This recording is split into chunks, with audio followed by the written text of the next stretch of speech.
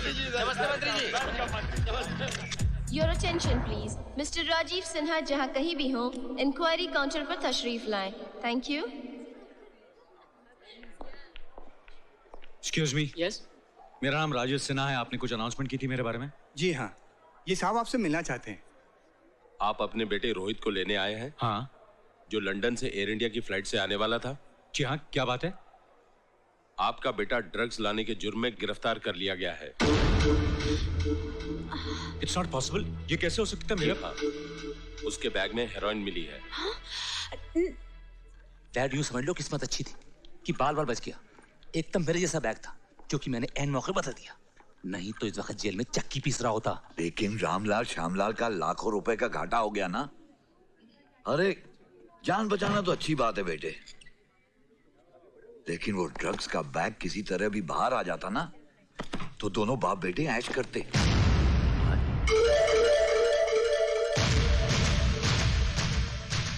ये मैं क्या देख रहा हूं? सर,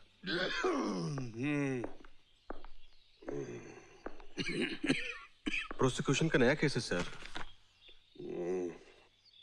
मुझसे कितने केस हैंडल करने की उम्मीद की जाती है खन्ना?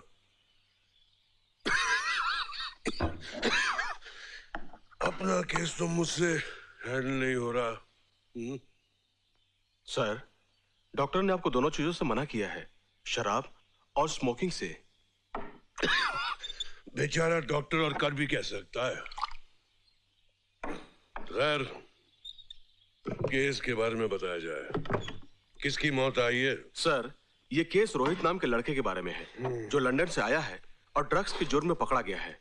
इसमें कौन सी खास बात है? ये केस को तो तुम खुद हैंडल कर सकते हो. इस केस की अहमियत ये है कि ये लड़का आपके दोस्त राजीव सिन्हा का इकलौता बेटा है.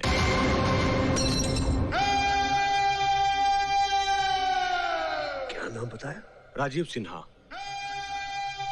राजीव सिन्हा.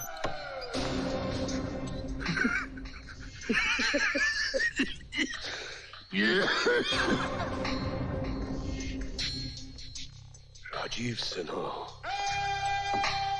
आखिर किस्मत ने मुझे मौका दे ही दिया. देर आए दुरुस्त आए. अब मैं बदला लूंगा. उसके बेटे को जिंदगी भर के लिए जेल की कोठरी में फेंक दूंगा. राजीव को बदनाम करके रख दूंगा. वो दोनों मेरी मुट्ठी में, मेरी मुट्ठी में.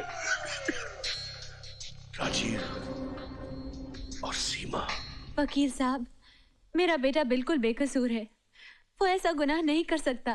भाई आप तो कुछ ज्यादा ही घबरा गई मिसेस राजीव सिन्हा. देखिए, आपका बेटा पहली पेशी में बरी हो जाएगा. Don't worry. हमारे स्टाफ ने एक सबूत का पता लगाया है और उस सबूत से आपका बेटा बिल्कुल बेकसूर साबित होता है. ये देखिए, आज का अखबार देखिए. इस तस्वीर को जरा गौर से देखिए. ये चीफ मिनिस्टर खड़े हैं और इनके पीछे सामान की एक ट्रॉली नजर आ रही है. इस ट्रॉली पर एक सूटकेस और एक बैग रखा हुआ है. दरअसल ये बैग आपके बेटे रोहित का है और इस बैग को इस आदमी ने अपने बैग से बदल दिया है क्योंकि दोनों बैग एक जैसे हैं और इसी बात को आपके बेटे रोहित ने कंफर्म किया है. ये कोर्ट में साबित हो सकता है? बिल्कुल भाई. वो कहते हैं ना कि चोर हमेशा अपनी कोई न कोई निशानी छोड़ ही जाता है. अब देखिए, इस तस्वीर को आप जरा गौर से देखिए. हम इस तस्वीर को ब्लो अप करेंगे और सूटकेस पर लगे टैग पर हमें नाम और पता नजर आ जाएगा, यानी कि उस मुजरिम का नाम और पता. कल तक तो खैर मना रहे थे, आज मातम करो. क्या बात है डैड? अबे ये देख, मिनिस्टर के साथ तेरी तस्वीर भी छपी है. डैड, इसमें तो सिर्फ बैग नजर आ रहा है, मैं क्या दिखाई दे रहा हूँ? अरे कभी तो अपनी अकल इस्तेमाल कर लिया कर. तेरा क्या ख्याल है, फोटोग्राफर ने एक ही तस्वीर ली होगी? अरे किसी तस्वीर में तेरी शक्ल नजर आ गई ना तो हमारा कच्चा चिट्टा सब खुल जाएगा. अरे तुम मुझे भी चक्की पीसनी पड़ेगी. तो अब क्या करें डैड? अबे डैड के बच्चे, उस फोटोग्राफर का पता लगाकर फोटोज और नेगेटिव्स हासिल करने पड़ेंगे हमें. Very good. बहुत बढ़िया काम किया तुमने. इसके नेगेटिव्स मुझे दो. अभी लाता हूं. बिल्कुल साफ साफ नजर आ रहा है मुझे उनका चेहरा. अरे ये क्या किया आपने? समझदार आदमी वो होता है जो सवाल नहीं करता है और उसके बस इनाम पाता है 20,000 रुपए। अब एक काम करो, अलीगढ़ का बड़ा सा ताला खरीदो, इस दुकान पे लगाओ और यहां से 9-2-11 हो जाओ। तुम्हारे लिए यहां का मौसम खराब हो सकता है।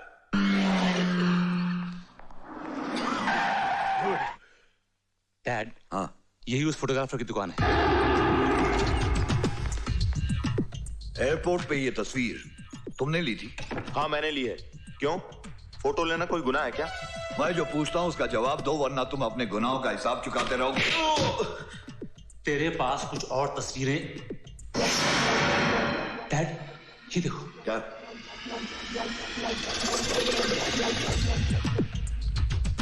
जब तबाही आती है ना तो तस्वीर बनकर आती है। ये देखो, तुम्हारी शक्ल साफ नजर आ रही है। इसके नेगेटिव्स कहां हैं? मेरे पास नहीं है। क्यों जान देने में तुला है? जल्दी निकाल। निकाल जल्दी। मैं सच कह रहा हूं, मेरे पास कुछ नहीं है। अभी अभी एक आदमी आया, पैसे देकर सारे नेगेटिव्स लेकर चला गया और कह रहा था दुकान पे ताला लगा दो। ताला लगा दो? कौन था वो? वो फोटोग्राफर लापता है। उसे जमीन खा गई या आसमान। उसने अपनी दुकान बंद कर दी, यानी कि उसकी दुकान पर ताला लगा हुआ है और उसका कोई पता नहीं। जब तक वो सबूत हमारे हाथ नहीं लग जाता तब तक हम कोर्ट को यकीन नहीं दिला सकेंगे। अब क्या होगा? और कोई रास्ता? बना बनाया केस था, लेकिन अब वो उलझ गया है। ऊपर से वो कमबख्त सड़ा पब्लिक प्रोसिक्यूटर जो हमेशा जला भुना बैठा रहता है। वो पब्लिक प्रोसिक्यूटर नहीं है, जल्लाद है, एकदम जल्लाद। कौन है वो? Amar Saxena. Oh my god, Amar? Sir, आपने रोहित के केस को बहुत पेचीदा बना दिया है। उसे बरसों की सजा हो सकती है। एक बात याद रखो, दोस्ती करो तो जान दे दो, दुश्मनी करो तो जान ले लो। बीच का कोई रास्ता नहीं होता। लगता है राजीव सिन्हा ने आपको बहुत गहरी चोट पहुंचाई है। ऐसी चोट पहुंचाई है जिसे मैं मरते दम तक नहीं भूल सकता।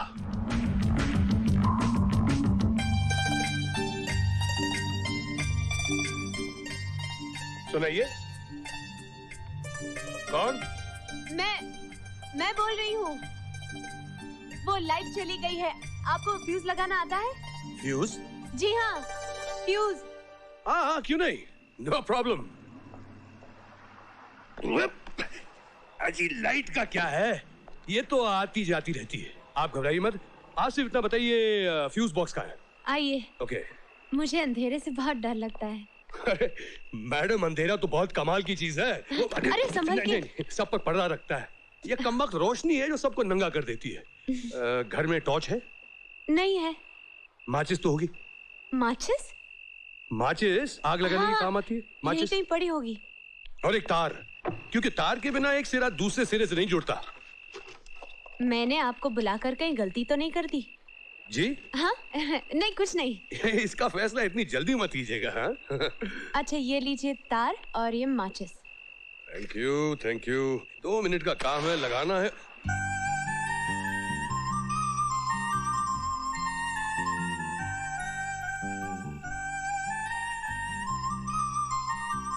आप ऐसे क्या देख रहे हैं?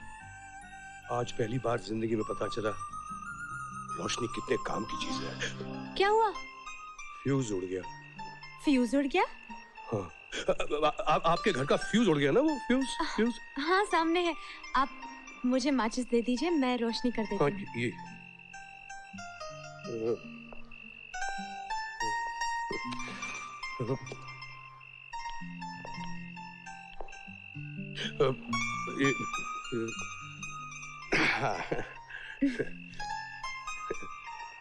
देखिए, मेरी बातों का बुरा मत मानिएगा। इसका मकसद जिंदगी ने आदमी से जोकर बना दिया है।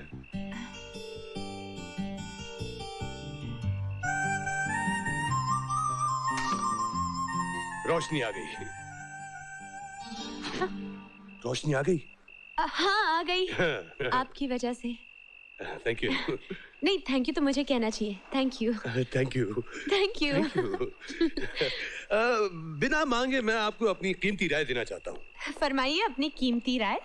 3 चीजें याद रखिए। एक, घर में एक टॉर्च रखिए। दूसरी, किसी अजनबी को अपने घर में मत बुलाइए। तीसरी, आइंदा आपका फ्यूज खराब हो तो सिर्फ मुझे बुलाइए। बाय। बाय।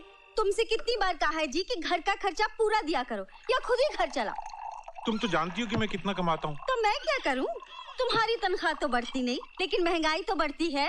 अरे शांति, तुमसे कितनी बार कहा है कि जरा हाथ खींच के खर्च किया करो। अच्छा, मुझे हाथ खींचने को कहते हो, लेकिन अपने भाई से क्यों नहीं कुछ कहते? 4 पैसे की मदद कर देगा तो उसका वजन हल्का नहीं हो जाएगा। जब वो काम पर लग जाएगा ना, खुद ब खुद मदद कर देगा। पता नहीं कब वो शुभ दिन आएगा। तुम कब आए? अभी अभी आए हैं। आप इधर से आए, चाचा यहाँ से आए। जाओ अमर, जाके आराम करो, थक गए होगे। चाचा आप ऊपर जाइए, मैं आपके लिए खाना लेकर आती हूँ। मम्मी चाचा के लिए खाना ले जाऊं? देती हूँ। काम धाम तो कुछ करता नहीं, बस रोटियां तोड़ता है। मम्मी तुम क्यों बार बार चाचा के बारे में? चाचा की चमची। एक टॉर्च और एक फ्यूज वायर देना। फ्यूज? आपको फ्यूज लगाना आता है या किसी को भेज दूं? फ्यूज लगाने वाला है। बोलिए कब आऊं? आप यहाँ क्या कर रहे हैं? मेरी भाभी ने मेरा फ्यूज उड़ा दिया, आज आप लगा दीजिए। ये लीजिए फ्यूज और टॉर्च। टॉर्च हिसाब में लिख देना। क्या हुआ? क्या आप बता सकती हैं कि बैंगन को बैंगन क्यों कहते हैं? बिल्कुल बता सकती हूँ, इसलिए कि उसकी शक्ल बैंगन जैसी है। वाह, क्या सोच है आपकी। आप ही मेरी जिंदगी में रोशनी कर सकती हैं। आगे बोलिए, आपकी प्रॉब्लम क्या है? मेरी प्रॉब्लम यह है कि मेरी भाभी ने पहली बार मुझे सब्जियां खरीदने की असाइनमेंट दी है। और आपको कद्दू भी खरीदना नहीं आता। अरे कद्दू ही तो खरीदना है। आपकी लाइफ का क्या होगा? कुछ नहीं होगा, मैं जानता हूँ। बस आप कभी कहीं किसी मोड़ पर मिलते रहिएगा। एक कद्दू देना भाई, कद्दू। भाभी, भाभी, अरे भाभी देखो क्या ताजी ताजी सब्जियां लेकर आया हूँ, खुश हो जाओगी। तुम अपने देवर को बेकार समझती थी ना, आज बैंगन लौकी गोभी देखकर मान जाओगी कि हम भी आदि काम के हैं। अच्छा, चाहे पूजा के कमरे में रख दे थाली। रख देते हैं। एक दिन भाजी क्या ले आया, अपने आप को आदमी समझने लगा। काम धाम कुछ होता नहीं, कद्दू करेगा। क्या हुआ भाभी? मच्छी, मुर्गी, सब अपवित्र कर दिया। बैंगन को भुर्ता बनते तो सुना था, मुर्गी बनते पहली बार देख रहा हूँ। हाय हाय हाय, किस जन्म का बदला ले रहा है तू मुझसे अमर? अभी अभी तो पूजा की थी, स्नान किया था। हाय हाय, सब अपवित्र कर दिया, भ्रष्ट कर दिया मुझे। एक काम करने को कहा था, सत्यानाश कर दिया पूरे दिन का। अब कौन सफाई करेगा मेरी रसोई की? अरे खड़े खड़े मुंह क्या देखता है, उठा के फेंक किसको बाहर। हिंदू? लेकिन ये तो उसका थैला है। लौकी, बैंगन, मगर मैंने तो मुर्गी और मछली खरीदी थी। ये बैंगन और लौकी कहां से आ गए? लगता है बैग बदल गया। जरूर वही होगा। अरे रुको, कमिंग। भाभी से पिटते पिटते बचाओ और भागते भागते आया हूँ। आप तो पिटते पिटते बच गए, मगर मैं तो शायद पिट ही जाती। ये लीजिए आपका बैग और मुझे दीजिए मेरा।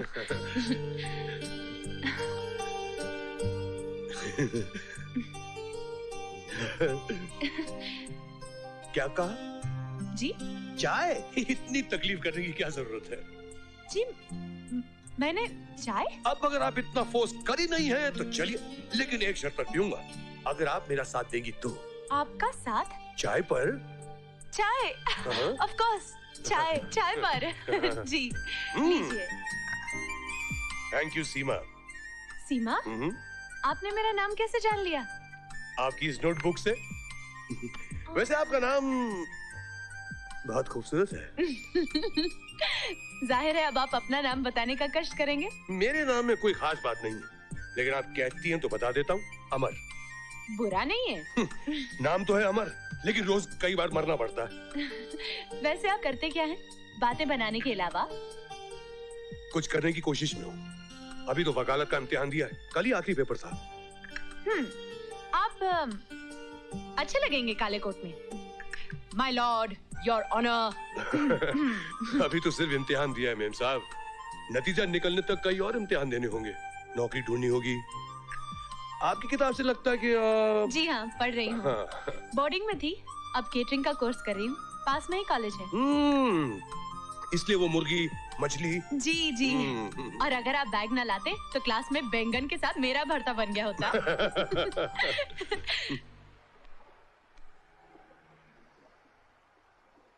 यहाँ से गुजर रही थी, सोचा तुमसे मिलती जाऊं। मेरी मौसी अमर है। कल नाइट इन्होंने फ्यूज, आज बैग बदल गया था। सीमा जी, अगर हमारे बैग नहीं बदलते तो मैं मौसी से कैसे मिल पाता?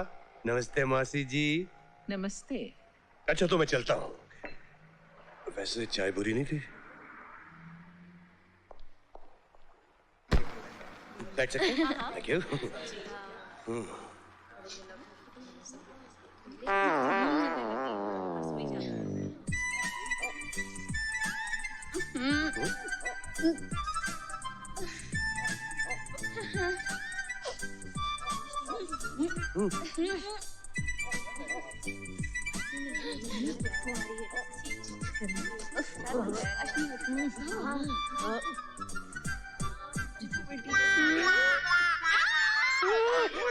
मर गया, थैला फिर बदल गया और आज इसका टेस्ट भी है।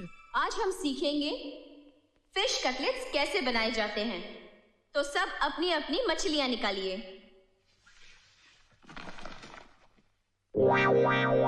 हाँ तो लड़कियों, मैं कह रही थी